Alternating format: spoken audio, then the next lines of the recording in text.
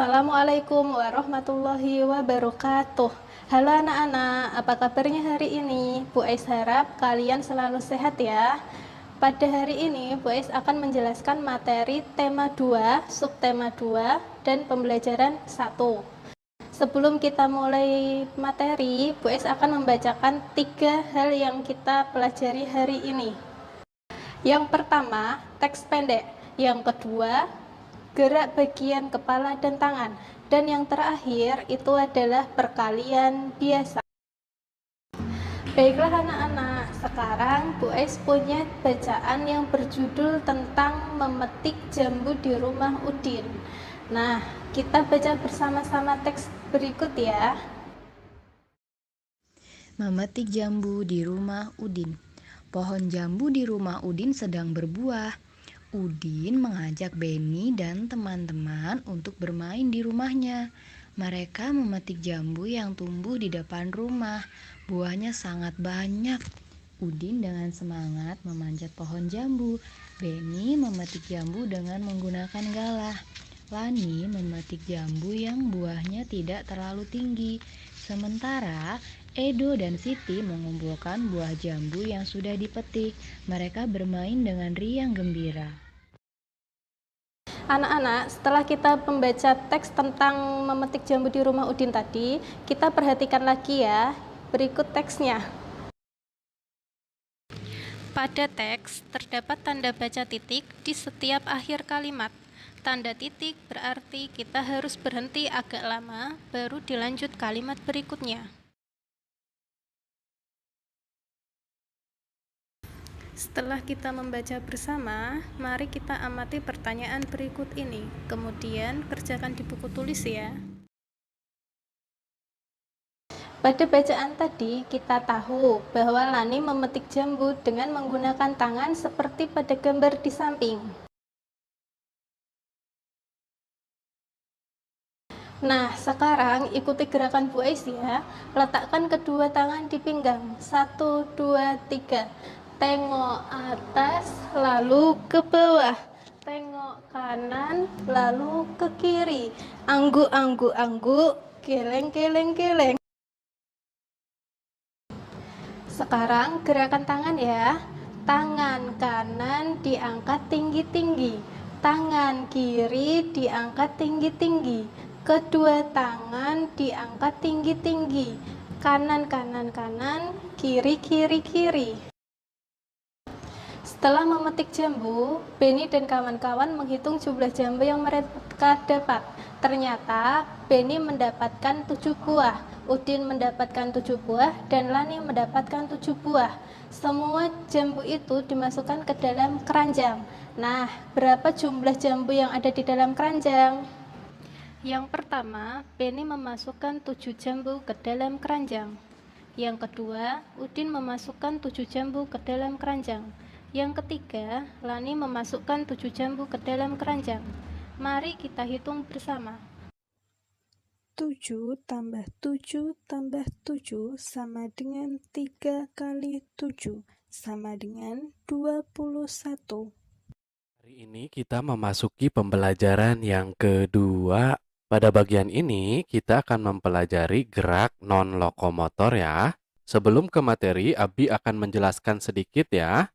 Gerak non-lokomotor itu gerak tanpa berpindah tempat. Kita baca teksnya. Ketika sedang asik memetik jambu, Dayu dan Mei datang. Mereka bergabung bersama Beni dan teman-teman. Mereka memakan jambu bersama-sama. Setelah itu, mereka bermain lingkaran simpai. Kita lanjutkan ke bagian ayo mengamati. Amati gambar di bawah ini. Pada gambar ini ada Udin, kemudian Dayu. Mereka sedang bermain simpai ya. Nah, di bawahnya, apa yang sedang dilakukan Udin dan teman-teman? Mereka sedang bermain lingkaran simpai. Kemudian, pernahkah kamu melakukan permainan tersebut? Pasti pernah ya. Kita lanjutkan lagi ke halaman berikutnya. Ayo mencoba. Perhatikan gambar berikut. Nah, di sini ada Beni dan teman-temannya sedang bermain lingkaran simpai. Kita baca di bawahnya. Peragakan gerakan seperti gambar di atas. Lakukan permainan lingkaran simpai. Gurumu akan membimbingmu melakukan permainan. Nanti kalau belum berhasil, jangan putus asa ya. Silakan dicoba lagi terus. Kita lanjutkan lagi ke bagian ayo berdiskusi. Diskusikanlah bersama temanmu. Nomor 1, apa yang digunakan Benny dan teman-teman dalam permainan lingkaran simpai? Yang digunakan oleh Benny yaitu lingkaran simpai atau hula hoop yang terbuat dari bahan rotan maupun dari plastik. Kita lanjutkan lagi ke halaman berikutnya.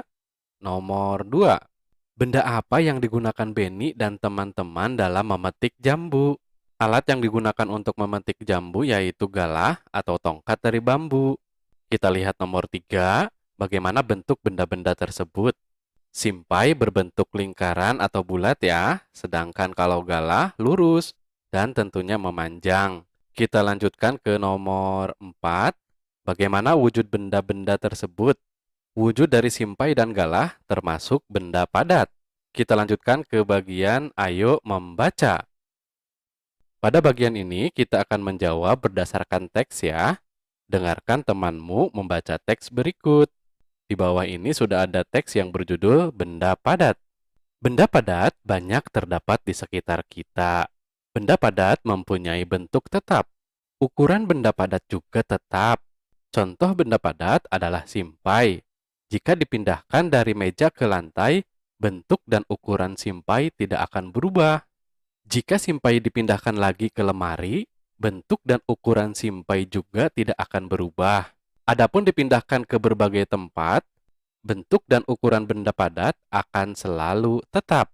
Kita lanjutkan lagi ke halaman berikutnya. Ayo menulis. Tulislah jawaban dari pertanyaan berikut. Nomor 1. Bagaimana bentuk benda padat? Benda padat mempunyai bentuk yang tetap, tidak berubah walaupun dipindahkan. Kemudian nomor 2. Bagaimana ukuran benda padat? Ukuran benda padat walaupun dipindahkan akan tetap seperti semula atau tidak berubah ya.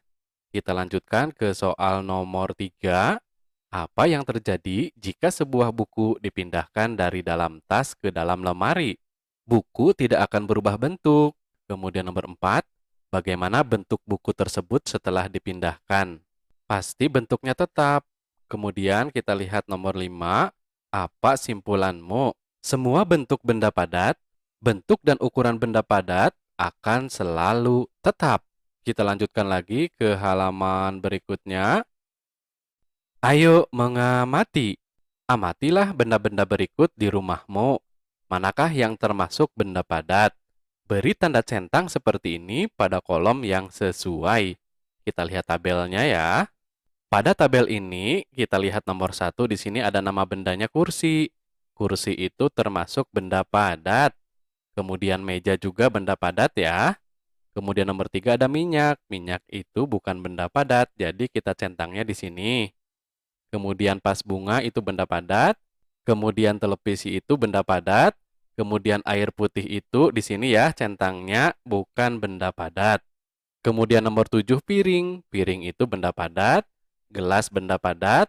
Sendok benda padat. Dan penggaris juga benda padat ya. Kita lanjutkan lagi ke halaman berikutnya.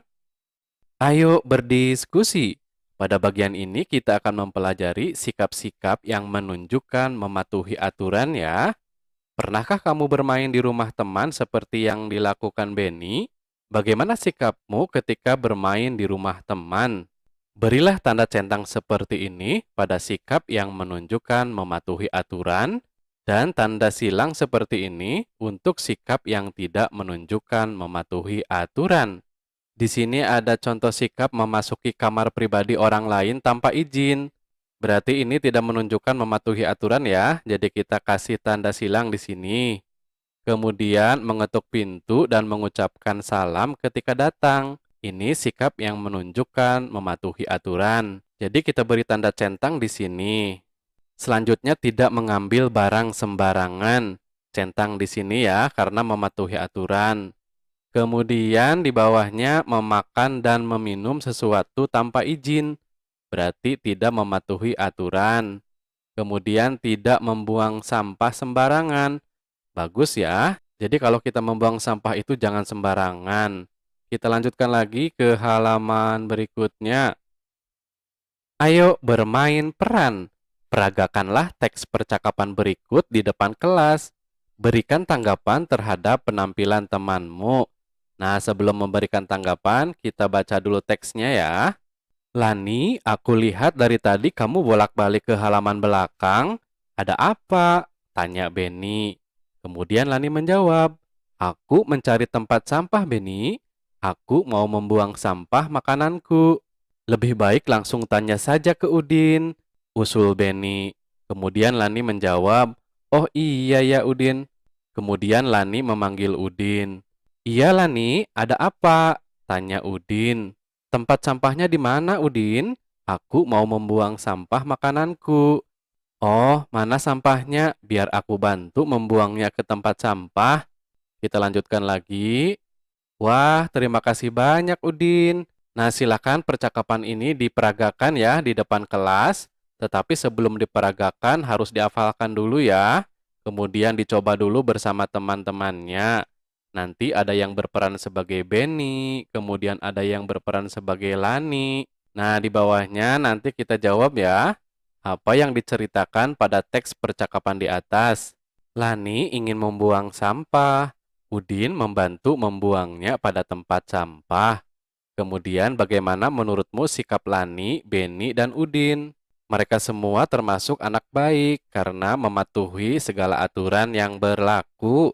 Kemudian apa yang patut ditiru dari sikap mereka? Yang harus ditiru dari mereka itu mereka saling membantu, taat aturan, dan baik hati ya. Silahkan kalian juga semuanya harus seperti mereka. Nah, untuk kegiatan kerjasama dengan orang tua membimbing siswa melakukan pengamatan tentang benda-benda padat di rumah. Sebelum diakhiri, mari kita berdoa bersama. Bismillahirrahmanirrahim. Allahumma inni istaudiuka ma'alam tanihi fardudhu ilayya inda hajati wala tansanihi ya rabbal alamin. Semoga bermanfaat. Terima kasih. Wassalamualaikum warahmatullahi wabarakatuh.